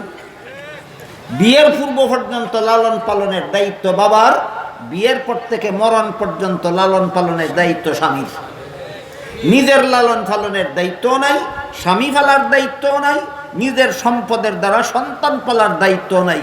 মেয়ের জীবনে খরচের খাত নাই একটাও, অংশ পেল একটা। এবার বলুন, 3 খরচলা 2 অংশ পাইলে বেশি পায় না নাই খরচলা 1 অংশ পাইলেই যথেষ্ট বেশি পায়? পণ্ডিতে এত কথা বুঝে না, শুধু বুঝে 1 থেকে 2 বেশি। এটার নাম হলো পণ্ডিত। পণ্ডিত না মূর্খ পণ্ডিত? মূর্খ পণ্ডিতে এত কথা বুঝে না, শুধু বুঝে 1 থেকে 2 বেশি। এই সমস্ত পণ্ডিতের উদাহরণ হলো ওই মূর্খের মতো, যেই মূর্খ লেখাপড়া জানে না তো জানেই না, দস্তখত জানে না। ছেলেটাকে স্কুলে লেখাপড়া করতে দিল, একাধারে 10 বছর স্কুলে লেখাপড়া করে ছেলে অত্যন্ত মেধাবী ছিল। এসএসসি পরীক্ষা দিয়ে ছেলে ফার্স্ট ডিভিশন, ফার্স্ট বয় হয়ে পাশ করল। কোন ডিভিশন? কি বয়? বুঝে থাকলে বলুন তো, ফার্স্ট বয় হয়ে থাকলে রোল নম্বর কত হয়? বাপ শিক্ষিত না মূর্খ? সে কিন্তু রোল নম্বর 1 হইলে নম্বর বেশি পায় না রোল নম্বর 10 হইলে নম্বর বেশি পায়, এত কথা বুঝে না, শুধু বুঝে 1 থেকে 10 বেশি। তাই ফল ঘোষণার পরে মূর্খ বাপ ছেলেরে জিজ্ঞাসা করে, পরীক্ষা যে দিয়েছিলে পাশ করেছ? ছেলে বলে পাশ করেছি। কত নম্বরে? 1 নম্বরে। কয় সর্বনাশ করছো। কি সর্বনাশ করছি? কয় পাশের বাড়ির ছেলেটা তোর সাথে পরীক্ষা দিয়া সে তো 10 নম্বরে পাশ করলো, তুই এত কম নম্বরে পাশ করলি। এই অশিক্ষিত গোয়ারে যেমন বুঝে না 1 নম্বরে পাশ করলে নম্বর বেশি পায় না, 10 নম্বরে পাশ করলে নম্বর বেশি পায়, ঠিক তেমনি ভাবে একদল শিক্ষিত গোয়ারেও বুঝে না ছেলে 2 অংশ পাইলে বেশি পায় না, মেয়ে 1 অংশ পাইলে বেশি পায়। এই সমস্ত শিক্ষিত গোয়ারেরাই ইসলামের বিধানের বিরুদ্ধে যুক্তি খুঁজে। এই সমস্ত শিক্ষিত গোয়ারেরা কি খুঁজে? ইসলামের বিধানের বিরুদ্ধে যুক্তি খুঁজে। যখন শুনে ইবনে আব্বাস বলেছেন আলেমকে নবীর মতোই সম্মান করতে হবে, সাথে সাথে জিজ্ঞেস করে যুক্তি কি? এবার শুনুন যুক্তি কি।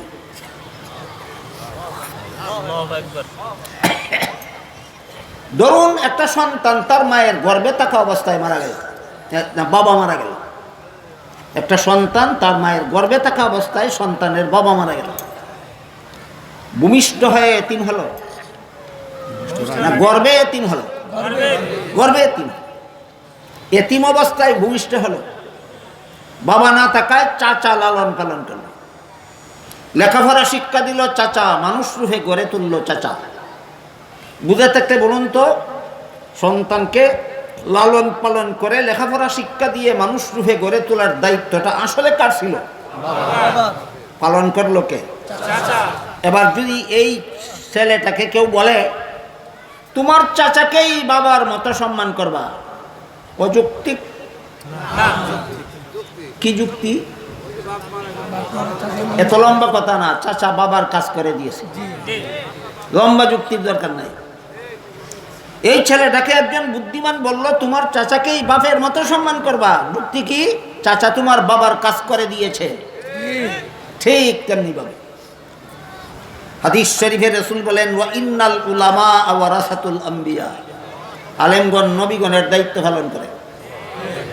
আলেমগণ নবীগণের দায়িত্ব ছিল দুনিয়ার মানুষকে জাহান্নাম থেকে বাঁচার পথ দেখাও। নবী শূন্য দুনিয়াতে একমাত্র আলেমগণ সেই দায়িত্ব পালন করবে। এই জন্য ইবনে আব্বাস বলেছেন আলেমকে নবীর মতোই সম্মান করা। অযৌক্তিক? এটা হলো দ্বিতীয় শ্রেণীর ইমামগণের স্তর, দ্বিতীয় শ্রেণীর ইমামগণের মর্যাদা। দ্বিতীয় শ্রেণীর ইমাম কারা? যাদেরকে নবীর মতো সম্মান করতে হবে, ইবনে আব্বাস বলেছেন। বলেন যুক্তি ছাড়া না যুক্তিসম্মত? চূড়ান্ত যুক্তিসম্মত। ইসলামের এমন কোনো বিধান নাই যার পক্ষে চূড়ান্ত কোনো যুক্তি নাই। আজকাল অনেক কর্তা ব্যক্তির মুখে শুনতে পাওয়া যায়, অনেক শিক্ষিত লোকের মুখে শুনতে পাওয়া যায় ছাত্র ছাত্রীদেরকে বিজ্ঞান শিক্ষা না দিলে তারা ধর্মান্ধ হয়ে যায়। ধর্মান্ধ একটা বুথ, এদের গাড়ে ইচ্ছা মতো সোয়ার হয়েছে। ধর্মান্ধ একটা বুথ, এই সমস্ত লোকের গাড়ে ইচ্ছা মতো সোয়ার হয়েছে। আমি আশা করি আপনারা বুঝতে পারেন, ধর্মান্ধ দুই শব্দের সন্ধি হয়েছে, দুই শব্দের সন্ধি হয়ে ধর্মান্ধ হয়েছে। একটা শব্দ হইল ধর্ম যুগ অন্ধ, ধর্ম যুগ অন্ধ সমান ধর্মান্ধ। ছেলে মেয়েদেরকে বিজ্ঞান শিক্ষা না দিলে ধর্মান্ধ হয়ে যাবে। এই ধর্মান্ধতার হাত থেকে রক্ষা করার জন্য ডারউইনের মতবাদ বিজ্ঞানের নামে শিক্ষা দিতে হবে। কার মতবাদ? ডারউইনের মতবাদ। ধর্ম যদি অন্ধ হয়ে থাকে, ডারউইনের মতবাদ গাঁজাখুরি কথা। ডারউইনের মতবাদ বিজ্ঞান হবে দূরের কথা, এটা কুজ্ঞানও নয়, এটা গাঁজাখুরি কথা। এর পক্ষে কিছু যুক্তিও শুনবেন। শুনুন, জীবনে কোনোদিন শুনেছেন মহিষ? মহিষ, মহিষ চিনেন? মহিষ 1000, 2000, 5000, 7000, 10000, 20000 বছর পর মহিষ গরুতে রূপান্তরিত হয়ে গেছে। জীবনে কোনোদিন শুনেছেন গরু 30,000 বছর পরে ছাগলে রূপান্তরিত হয়ে গেছে? জীবনে কোনোদিন শুনেছেন 40,000 বছর পর কুকুর শৃগালে পরিণত হয়ে গেছে? শৃগাল বিড়ালে পরিণত হয়ে গেছে, বিড়াল ইঁদুরে পরিণত হয়ে গেছে। এমন গাঁজাখুরি কথা কেউ কোনোদিন শোনেনি। শুধু ডারউইনের মুখে এমন একটা গাঁজাখুরি কথা শোনা গেছে, বানর মানুষে রূপান্তরিত হয়। বলেন বিজ্ঞান না গাঁজাখুরি? এবার বলতে হয় তাহলে ধর্ম কোনটা আর বিজ্ঞান কোনটা, আর ধর্মান্ধ কোনটা আর গাঁজাখুরি কোনটা? ধর্মের নামে যারা মন গড়া কথা বলে, এটার নাম ধর্মান্ধতা। যেমন প্রথম মানুষ প্রথম পাপিষ্ঠ, পাপিষ্টের বংশে জন্মগ্রহণকারী সমস্ত নবী রসুল জন্মগত পাপিষ্ঠ। কি ভাব? পাপিষ্টের ঘরে জন্ম হওয়াটাই পাপ। তাই নিষ্পাপ নবী বানাবার জন্য পাপিষ্ঠ আদমের বংশে জন্ম না দিয়ে আল্লাহ নিজের ঔরসে ঈসা নবীকে জন্ম দিলেন। এইগুলির নাম ধর্মান্ধতা, এগুলির নাম ধর্মান্ধতা। এসব কথার না ধর্মের সাথে কোনো সম্পর্ক আছে, না বিজ্ঞানের সাথে কোনো সম্পর্ক আছে। এগুলি গাঁজাখুরি, ধর্মের নামে গাঁজাখুরি কথা, এগুলি ধর্মের সাথে কোনো সম্পর্ক নাই, বিজ্ঞানের সাথে কোনো সম্পর্ক নাই। আর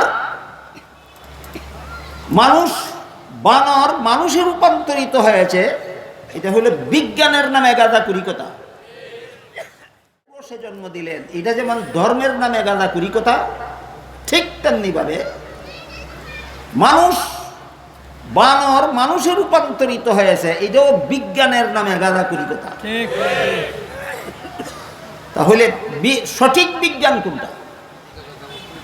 আমি অনুরোধ করে বলবো, যে সমস্ত পণ্ডিতেরা, যে সমস্ত কর্তারা বলে তাকে যে মানুষ বানরে রূপান্তরিত হয়েছে, এই বিজ্ঞানের নামে এই কুজ্ঞান ছাত্রছাত্রীদেরকে শিক্ষা না দিলে ছাত্রছাত্রী ধর্মান্ধ হয়ে যাবে। এদেরকে অনুরোধ করে বলবো, বিজ্ঞান একটু শিখো, কিছু বিজ্ঞান নিয়েই কিছু লেখাপড়া করো, শিখো বিজ্ঞান কাকে বলে। মন গড়া কথার নাম বিজ্ঞান নয়। বলুন, মন গড়া কথার নাম বিজ্ঞান না? জগতের যে কোনো জিনিসের বাস্তব অবস্থা উদ্ঘাটন করার নাম বিজ্ঞান। জগতের আল্লাহর গোটা সৃষ্ট জগতে যা কিছু আছে, এর কোনো কিছুর বাস্তব অবস্থা উদ্ঘাটন করার নাম বিজ্ঞান। এটা দুই প্রকার, একটা ইহলৌকিক বিজ্ঞান, একটা পারলৌকিক বিজ্ঞান। ইহজীবনে যত জিনিসের বাস্তব অবস্থা উদ্ঘাটন হয়, এগুলিকে ইহলৌকিক বিজ্ঞান বলা হয়। পারলৌকিক জগতের যে সমস্ত বিষয়ের বাস্তব অবস্থা উদ্ঘাটন হয়, ওইগুলিকে পারলৌকিক বিজ্ঞান বলা হয়। পারলৌকিক বিজ্ঞানের মূল উৎস হলো ওহী, আর ইহলৌকিক বিজ্ঞানের মূল উৎস হলো মেধাশক্তি। ইহলৌকিক বিজ্ঞানের উৎস মেধাশক্তি, পারলৌকিক বিজ্ঞানের উৎস ওহী। ওহী দুই প্রকার, কুরআন এবং হাদিস। কুরআন হাদিস ছাড়া পারলৌকিক বিজ্ঞান অর্জন করার বিকল্প কোনো পথ জগতে নাই। ইহলৌকিক বিজ্ঞান মেধাশক্তি চর্চা করেই অর্জন করা যায়। ইহলৌকিক বিজ্ঞান কি চর্চা করে অর্জন করা যায়? যেমন দুইটা উদাহরণ দিচ্ছি শুনুন। আপনাদের মাথার উপর বিদ্যুতের বাতি জ্বলে, এটা কি বিজ্ঞানের অবদান নয়? এখানে কি আছে বাস্তবতা? একটা বাল্বের সাথে দুইটা তারের সংযোগ আছে, দুই তারের মাধ্যমে বাল্বে বিদ্যুৎ যুক্ত হয়েছে, একই প্রকার বিদ্যুৎ। বাল্বের সাথে যে দুইটা তারের সংযোগ আছে, দুই তারের মাধ্যমে কি একই বিদ্যুৎ সংযুক্ত হয়েছে বাল্বের সাথে, না দুই ধরনের বিদ্যুৎ? একটা নেগেটিভ, একটা পজিটিভ। এই বাংলায় বলে ধনাত্মক ঋণাত্মক। ধনাত্মক এবং ঋণাত্মক দুই প্রকারের বিদ্যুৎ প্রক্রিয়াগতভাবে বাল্বে সংযোগ দিলে বাতি জ্বলে, অন্ধকার দূর হয়, আলোকিত হয়। এই কথাটা কোরআনের কোনো আয়াতে লেখা আছে? রাসূলের কোনো হাদিসে? কেন? যে ইহলৌকিক বিজ্ঞান, যে শিক্ষা দেওয়ার জন্য কোরআন হাদিস নয়, জান্নাত জাহান্নাম শিক্ষা দেওয়ার জন্য কোরআন হাদিস। এটা তুমি মাথা ঘামাইলেই বের করতে পারো। সুতরাং ইহলৌকিক বিজ্ঞানের উৎস হলো মেধা শক্তি, আর পারলৌকিক বিজ্ঞানের উৎস হলো কোরআন আর হাদিস। কিচ্ছু বোঝে না, খালি কয় মাদ্রাসার ছাত্ররা বিজ্ঞানী হয় না কেন? তুমি কি গুড়ার ডিম বুঝো বিজ্ঞান, আর কি গুড়ার ডিম বুঝো মাদ্রাসার ছাত্র? এই ইহলৌকিক বিজ্ঞানের বিভিন্ন শাখা প্রশাখা আছে। কোনো পদার্থের বাস্তব অবস্থা উদ্ঘাটন হলে সেটাকে পদার্থ বিজ্ঞান বলা হয়। কোনো উদ্ভিদের বাস্তব অবস্থা উদ্ঘাটন হলে সেটাকে উদ্ভিদ বিজ্ঞান বলা হয়। কোনো প্রাণীর বাস্তব অবস্থা উদ্ঘাটন হলে সেটাকে প্রাণী বিজ্ঞান বলা হয়। আমার কথা বুঝে থাকলে একটু চিন্তা ভাবনা করে বলবেন, না বুঝলে না বলবেন, আমি বলব। চন্দ্রটাকে আপনারা কোনো প্রাণী মনে করেন, না উদ্ভিদ মনে করেন, না পদার্থ মনে করেন? যারা বুঝেন তারাই বলুন, যারা না বুঝেন নাই বলুন। চন্দ্রটা একটা প্রাণী, না উদ্ভিদ, না পদার্থ? সুতরাং চন্দ্রের বাস্তব অবস্থা কোন বিজ্ঞানের আওতায় পড়ে? পদার্থ বিজ্ঞান। এবার শুনুন চন্দ্রের বাস্তব অবস্থা সম্পর্কে কিছু বৈজ্ঞানিক তথ্য। পৃথিবীর মানুষ চন্দ্র বিজয়ের অভিযানে crore crore million billion trillion dollar শত শত বৎসর যাবৎ খরচ করেছে শুধু পৃথিবীর মানুষ চন্দ্রে যাওয়ার জন্য। এই আন্দোলনে যে বিজ্ঞানী সর্বপ্রথম সাফল্য লাভ করেছিলেন তিনি ছিলেন আমেরিকার সেরা বিজ্ঞানী নীল আর্মস্ট্রং। আমেরিকার সেরা বিজ্ঞানী নীল আর্মস্ট্রং চন্দ্রে পৌঁছেছেন, চন্দ্রে অবস্থান করেছেন, চন্দ্রের থেকে নিরাপদে জীবিত অবস্থায় পৃথিবীতে ফিরে এসেছেন। আসার পর চন্দ্র সম্পর্কে পৃথিবীর মানুষকে তিনটা বৈজ্ঞানিক তথ্য দিলেন, এগুলির নাম বিজ্ঞান। তিনটা তথ্য দিলেন চন্দ্রের বাস্তব অবস্থা সম্পর্কে। বলুন, কল্পকাহিনীর নাম বিজ্ঞান না বাস্তব অবস্থা উদ্ঘাটনের নাম বিজ্ঞান? চন্দ্রের বাস্তব তিনটা অবস্থার কথা বললেন তিনি পৃথিবীর মানুষ। এক নম্বর অবস্থা হলো চন্দ্রের জগতে অক্সিজেনের লেশ মাত্র নাই, সুতরাং পৃথিবীর মানুষের পক্ষে চন্দ্রে বসবাস করা সম্ভব নয়। এখানে যদি বিজ্ঞানের ছাত্র অথবা বিজ্ঞানের শিক্ষক থাকেন তিনি শুধু বুঝবেন ব্যাপারটা কি, অক্সিজেন কি। যে চন্দ্রে অক্সিজেন নাই সেই চন্দ্রে মানুষের বসবাস সম্ভব নয় কেন, এটা শুধু বিজ্ঞানের শিক্ষক ছাত্র বুঝবেন, আর কেউ বোঝার কথা নয়। আপনারা যদি ধৈর্যের সাথে কিছুক্ষণ শুনেন আমার মূল কথাটা শেষ হলে ওইদিকে একটু আলোকপাত করার চেষ্টা করুন। দুই নম্বর তথ্য দিলেন চন্দ্রের ভূমিতে উর্বরতা শক্তির লেশমাত্র নাই, সুতরাং চন্দ্রে কোনো ফসল ফলানো সম্ভব নয়। তিন নম্বর তথ্য দিলেন, তিনি বলেন চন্দ্রে অবস্থানকালে আমি চন্দ্রের এক প্রান্ত থেকে অপর প্রান্ত পর্যন্ত একটা কালো রেখা দেখতে পেলাম। এই কালো রেখা কেন সৃষ্টি হলো, কখন থেকে সৃষ্টি হলো, এই নিয়ে যদি আমি চন্দ্রে বসে বসে গবেষণা শুরু করি তাহলে পৃথিবীর থেকে নিয়ে যাওয়া অক্সিজেন, আমার সাথে নিয়ে যাওয়া অক্সিজেন ফুরিয়ে যাবে, আমি জীবিত অবস্থায় পৃথিবীতে ফিরে আসতে পারবো না। এই জন্য সেখানে বসে গবেষণার সুযোগ নাই। তাই তিনি বলেন আমি ওই কালো রেখার থেকে কিছু পদার্থ নিয়ে এলাম সাথে করে, আমেরিকার বৈজ্ঞানিক গবেষণাগারে বসে বসে দীর্ঘ 6 মাস গবেষণা করে বাস্তব অবস্থার তথ্য বের করেছি। সেটা হলো আজ থেকে 1300 অথবা 1400 বছর পূর্বে চন্দ্র 2 টুকরা হয়ে গেছিল, আবার জোড়া লেগেছে, এই কারণে কালো রেখার সৃষ্টি হয়েছে। এইগুলির নাম হলো বিজ্ঞান, এগুলির নাম হলো বিজ্ঞান। মহিষ বলদে রূপান্তরিত হয়েছে, বলদ ছাগলে রূপান্তরিত হয়েছে, ছাগল মুরগিতে রূপান্তরিত হয়েছে, মুরগি পাখিতে রূপান্তরিত হয়েছে। এইগুলি বিজ্ঞান নয়, গাঁজাখুরি কথা। বিজ্ঞানও চেনে না, গাঁজাখুরি কথাও বুঝে না, খালি কয় ডারউইনের মতবাদ ছাত্রছাত্রীদেরকে শিক্ষা না দিলে তারা ধর্মান্ধ হয়ে যাবে। ধর্মান্ধ ছিল তারা যারা বলে পাপিষ্ট আদমের বংশে যে জন্ম হলো, এই জন্ম হওয়াটাই তার জন্মগত পাপ। এটা হইল গাঁজাখুরি কথা। এগুলি খ্রিস্ট ধর্মে ছিল, ইসলাম ধর্মে নয়। কাজেই সবার ক্ষেত্রে সমান বাক্য প্রয়োগ করা চলে না। একটা গল্প বলি শুনুন। এক লোক 7 বারের বাংলা নাম জানে। কবার? 7 বারের বাংলা নাম জানে।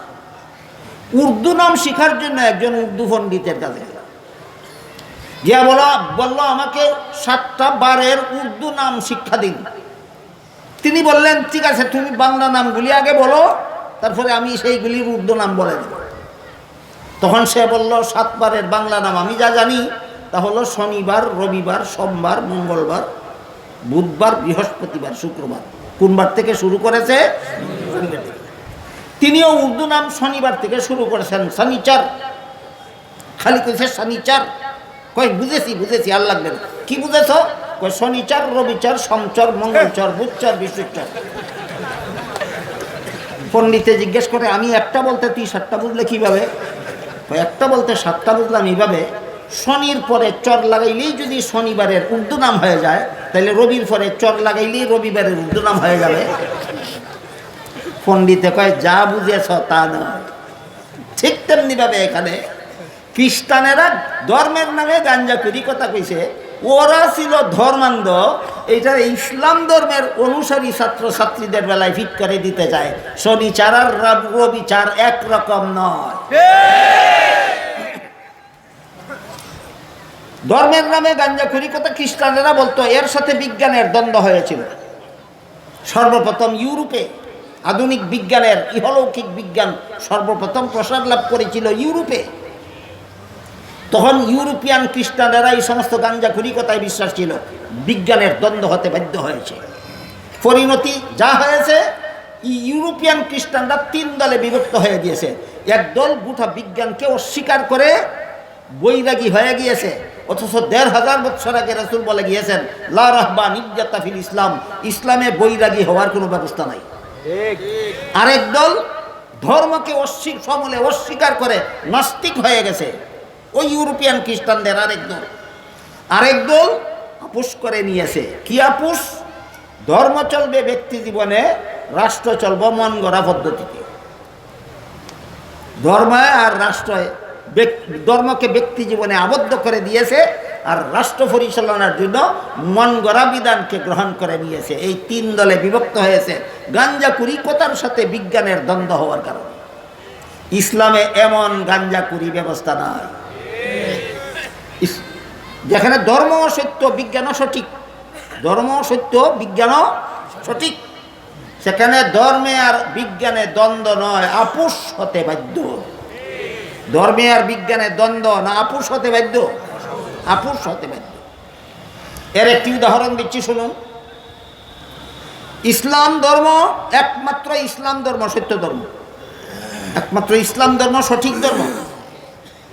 আল্লাহ পাক রব্বুল আলামিন পবিত্র কোরআনের বিভিন্ন আয়াতে ঘোষণা দিয়েছেন, পরিষ্কার ঘোষণা দিয়ে সূরা আলে ইমরানের 85 নম্বর আয়াতে বলেন মান ইয়াবতাগি গায়রাল ইসলামি দীনান ফালাই ইউকবালা মিনহু, ইসলাম ছাড়া আর কোনো ধর্ম গ্রহণযোগ্য নয়।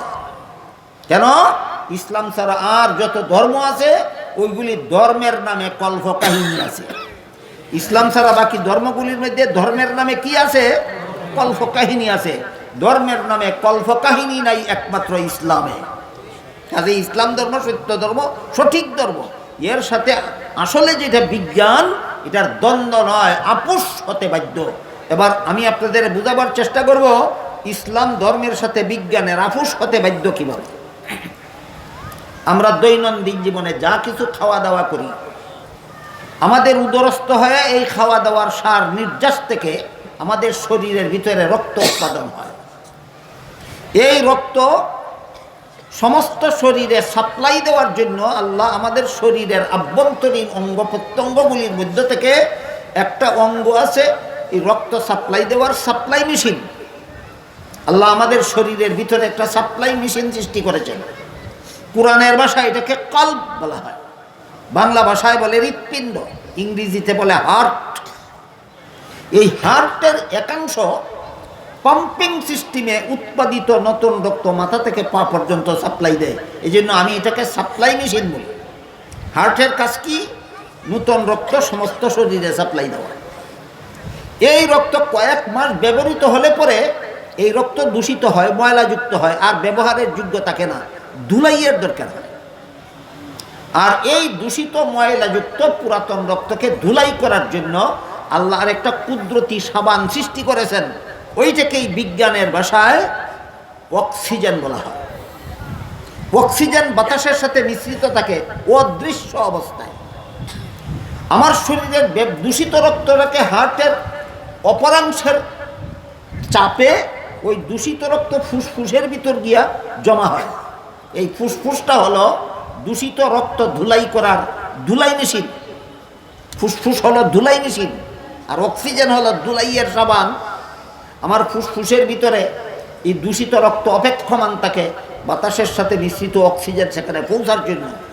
আল্লাহ পাক রব্বুল আলামিন বাতাসের অক্সিজেন আপনার ফুসফুসের ভিতরে পৌঁছার জন্য শ্বাস প্রশ্বাস ব্যবস্থা চালু করে দিয়েছে। আপনি যখন ঘুমিয়ে থাকেন তখন আপনার অনিচ্ছা সত্ত্বেও শ্বাস প্রশ্বাস নাক দিয়ে ঢুকে। কেন? একমাত্র আল্লাহর হুকুম, আল্লাহর হুকুম। আধুনিক বিজ্ঞান চর্চা করলে আধুনিক বিজ্ঞান মানুষের চোখে আঙ্গুল দিয়ে আল্লাহর পরিচয় ঘটিয়ে দেয়। বলুন তো, আপনার ঘুমন্ত অবস্থায় নাক দিয়ে বাতাস ঢুকে আপনার ইচ্ছায় না অনিচ্ছায়? আপনার অনিচ্ছায় নাক দিয়ে বাতাস ঢুকে কেন? যেহেতু কোনো হুকুমকারী নাই, কোনো হুকুমদাতা নাই, না কারো হুকুমে ঢুকে। কার হুকুমে? তাহলে আধুনিক বিজ্ঞান চর্চা করলেও আল্লাহর সন্ধান পাওয়া যায় কি না? এই শ্বাস প্রশ্বাসের সাথে বাতাসের সাথে মিশ্রিত অবস্থায় অক্সিজেন আপনার ফুসফুসে ঢুকে ফুসফুসের ভিতরের অপেক্ষমান দূষিত রক্ত ধুলাই করে টাটকা করে দেয়, আর অক্সিজেনটা ময়লাযুক্ত হয়ে যায়। আধুনিক বিজ্ঞানের ভাষায় সেই ময়লাটাকে কার্বন ডাই অক্সাইড বলা হয়। সোজা কথায় বলতে গেলে আমার নাক দিয়া সাবান ঢুকে ময়লা বের হয়, সাবান ঢুকে ময়লা বের হয়। বিজ্ঞানীদের ভাষায় অক্সিজেন ঢুকে কার্বন ডাই অক্সাইড বের হয়, অক্সিজেন ঢুকে কার্বন ডাই অক্সাইড বের হয়। যারা বিজ্ঞানের পরিভাষা বুঝবেন না তাদের জন্য বলি, আমার শ্বাস প্রশ্বাসের সাথে নাক দিয়া সাবান ঢুকে ময়লা বের হয়, সাবান ঢুকে ময়লা বের হয়। এটা হলো বিজ্ঞান। এবার ইসলাম ধর্মে কি বলে একটু শুনুন। ইসলামের নবী মুহাম্মদুর রাসূলুল্লাহ সাল্লাল্লাহু আলাইহি ওয়াসাল্লাম বলেন, যে পাত্র থেকে কোনো কিছু পান করবে সেই পানীয় পাত্রের ভিতরে নাকের নিঃশ্বাস ফেলবে না, নিঃশ্বাস বাইরে ফেলবে। গ্লাস থেকে পানি পান করবেন, রাসূল বলেন গ্লাসের ভিতরে নাকের নিঃশ্বাস ফেলবে না, না গ্লাসের বাইরে নিঃশ্বাস ফেলবে। কারণ ফেলার সময় যা বের হয় সেটা একটা ময়লা। তুমি যদি গ্লাসের ভিতরে ফেলো তাহলে এই ময়লাটা পানির সাথে মিশ্রিত হয়ে আবার তোমার শরীরের ভিতরে যাবে, তুমি মারাত্মক রোগে আক্রান্ত হয়ে যাবে। বলুন ইসলাম কি বলল আর বিজ্ঞান কি বলল? একটার সাথে আরেকটার দ্বন্দ্ব না, আপুস আপুস। সত্য ধর্মের সাথে সত্য বিজ্ঞান আপুস হতে বাধ্য। সুতরাং ছাত্রদেরকে ডারউইনের মতো গাঞ্জাকুরি মতবাদ বিজ্ঞানের নামে শিক্ষা দিতে হবে, তা না হইলে ছাত্রছাত্রীরা ধর্মান্ধ হয়ে যাবে। এইগুলি হইল গাঞ্জাকুরি কথা। এবার মূল কথার দিকে ফিরে যাই। কথায় কথায় সময় একটু লম্বা করে ফেলেছি, দুঃখিত, আপনারা হয়তো অতিষ্ঠ হয়ে যাবেন। বলেছিলাম ইবনে আব্বাস বললেন আলেমকে নবীর মতোই সম্মান করতে হবে। অযৌক্তিক না কোনো যুক্তি আছে?